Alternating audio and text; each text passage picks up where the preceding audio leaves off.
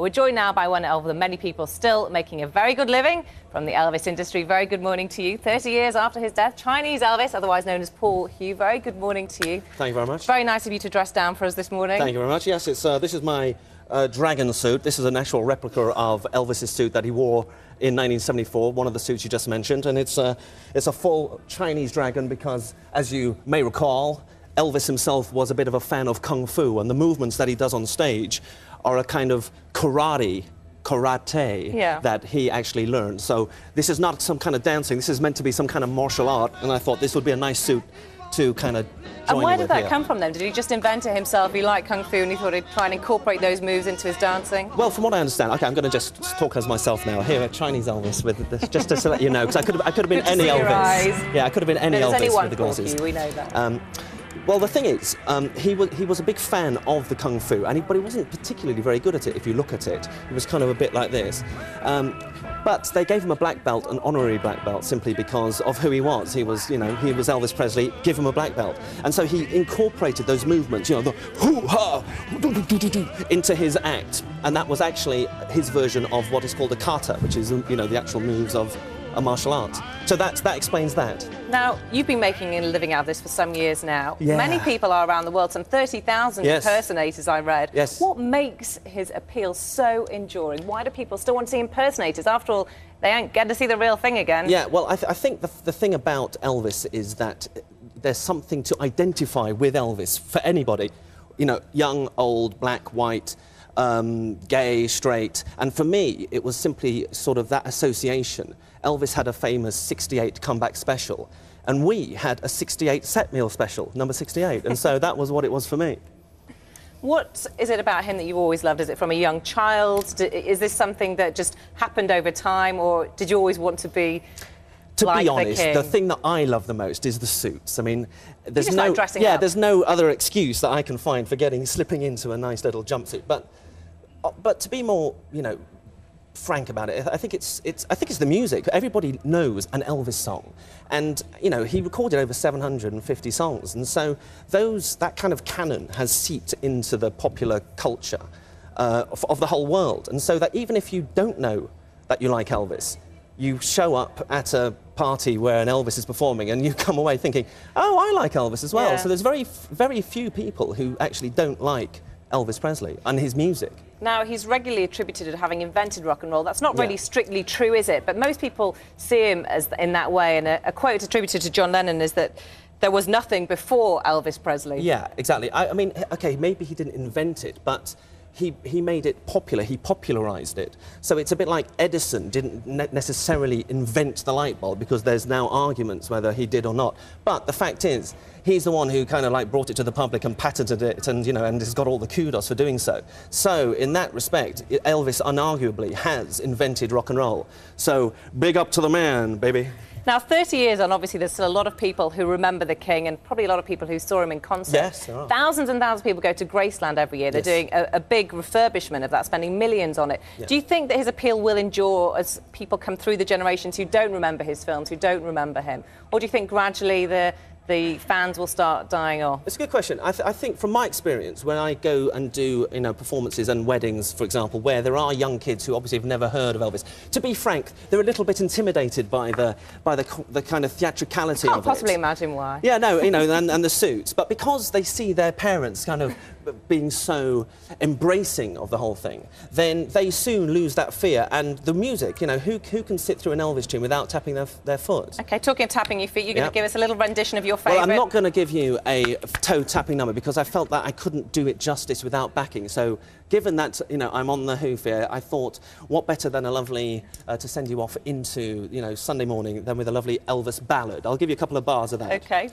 Take it away on that. Thank you, Paul. Maybe I didn't treat you quite as good as I should have. Boom, boom. Maybe I didn't love you quite as often as I could have. Little things I should have said and done, I just never took the time. You were always on my mind. You were always on my mind. Thank you very much. Well, it would have been better with dancing, Nick. I don't do dancing. Now, Paul Hugh is the Chinese Elvis. That is correct. We were talking about impersonators. Now, what is it about Elvis that made you want to do this? Well, Elvis appeals, I would say, to virtually everybody, you know, black, white, Chinese, Asian, young and old. And literally, I'm just a fan who bought himself a jumpsuit, and you know that's all I. That's all. And I. it's become your life. Yeah, that's all it needed for me to get out there. You're part of the ghastly afterlife. I'm a part of the ghastly afterlife. I wouldn't like. I mean, I'm a bit kind of sad to hear that it's that ghastly, because the whole point of being an Elvis impersonator is to big up Elvis and to, you know, bring and to pay tribute to the man and the music. But you were 10 when he died. Correct. Was it something? Was he someone always that fascinated you, or well, my dad, who's the Chinese one, is he's actually from the West Indies, and so, you know, having a lot of natural rhythm, you know, we'd listen to Elvis a lot, and so although when I was 10, when he died, it didn't have that much of an effect on me, you know, as a football playing youth. But you know, as I've gotten older and you know, learnt more about him, it did have a profound effect on many people. And so, you know, I wouldn't want to disrespect that by kind of harping on about the kind of the demise of Elvis. You know, the last 6 months when he did get a bit overweight. But he's always on your mind. He's always. That's very nice, Go man. on. Yeah, that's one of my gags. Give us a go. Okay. Maybe I didn't treat you quite as good as I should have. Maybe I didn't love you quite as often as I could have. Little things I should have said and done, I just never took the time. You were always on my mind. You were always on my mind. Fantastic, Paul, Paul. thank you very much. Thank you so Thank much. you very much, man. Thank you. Text on that. It's amazing because it is 30 years, obviously, and to see this many fans coming in from all over the world, it is mind-boggling. It really shows, the effect that Elvis has created all over the world. It may be 3 decades since his death, yet here in Memphis, it feels as if the king never left the building. David Willis, BBC News, Memphis, Tennessee. Is Elvis here? We're joined here in the studio by disc jockey Mike Reed and one of the many Elvis impersonators, Paul. Yeah, but this is a replica of one of Elvis's very many jumpsuits.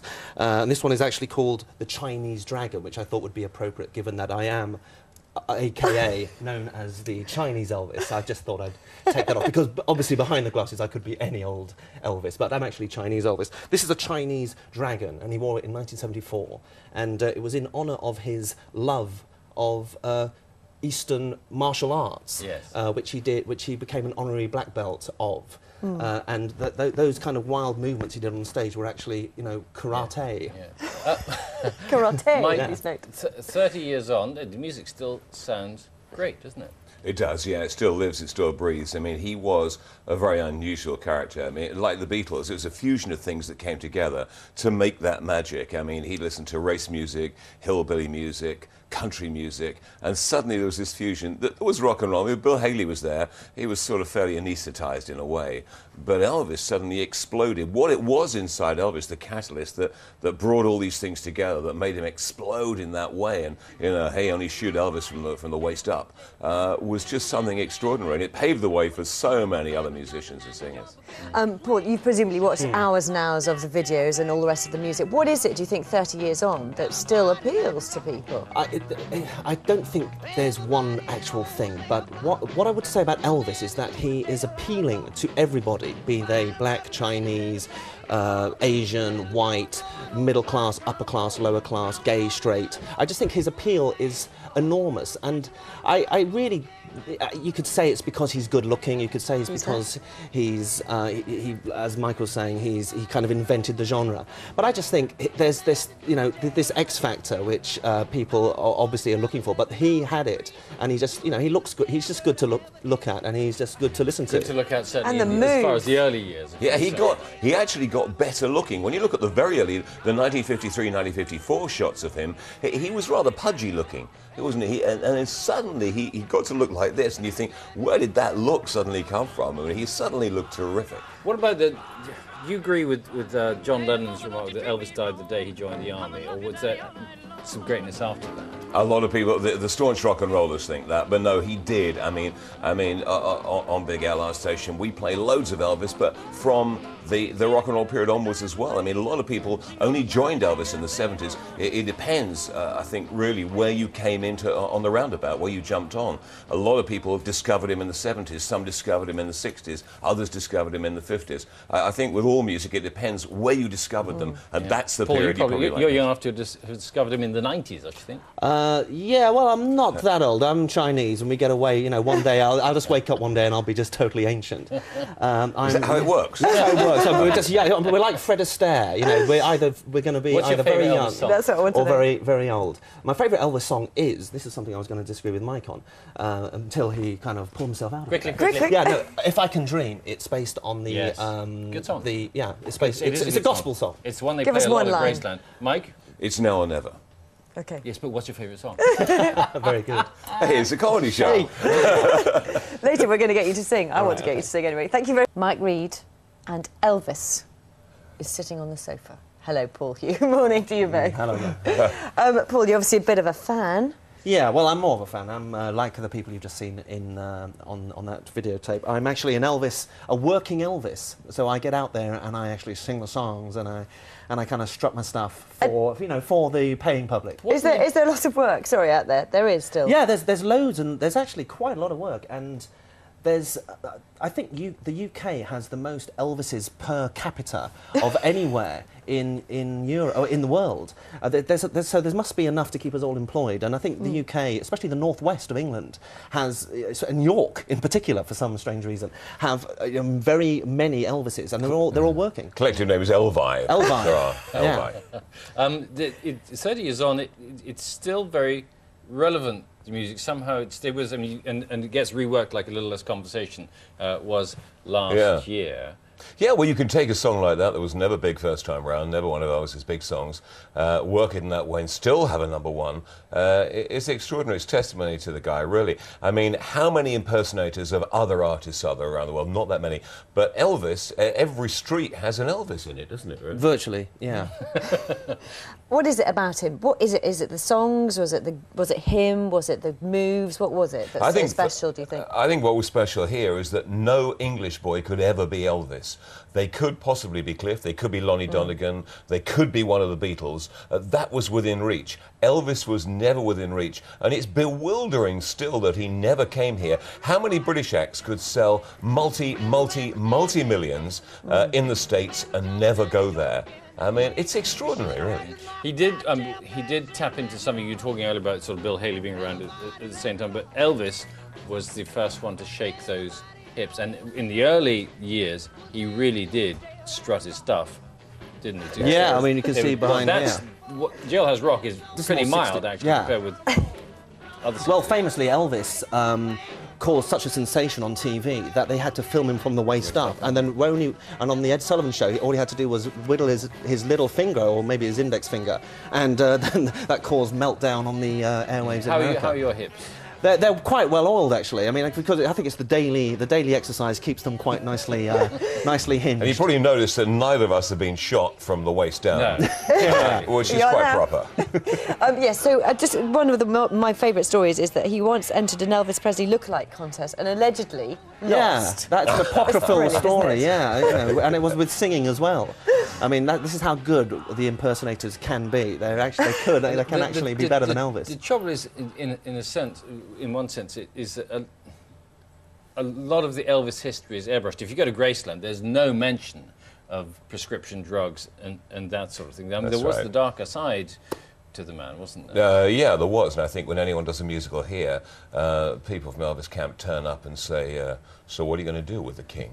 And they make sure that it is, as you say, a little bit airbrushed. But, I mean, the key thing, as you said there, it's all about the music. I mean, and that's what it is. People still love it. Of all ages, every age loves Elvis. I mean, we're going to be playing Elvis all day today, and I guess other radio stations as well. So, I mean, it's still that. I mean, all that time on after somebody's death. It's extraordinary. I mean, in 1970, would we have been still playing a whole day of songs from somebody who died in 1940? No.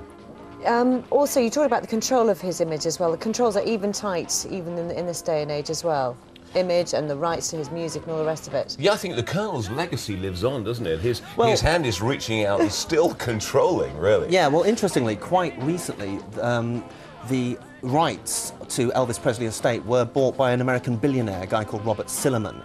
And the whole attitude to protecting, you know, the Elvis estate has changed. So really, up until quite recently, you will not have seen or heard any products being identified with Elvis songs or imagery, but you're starting to see it happen nowadays. We're going to do favourite songs, and then you're going to sing for us, Paul. Okay.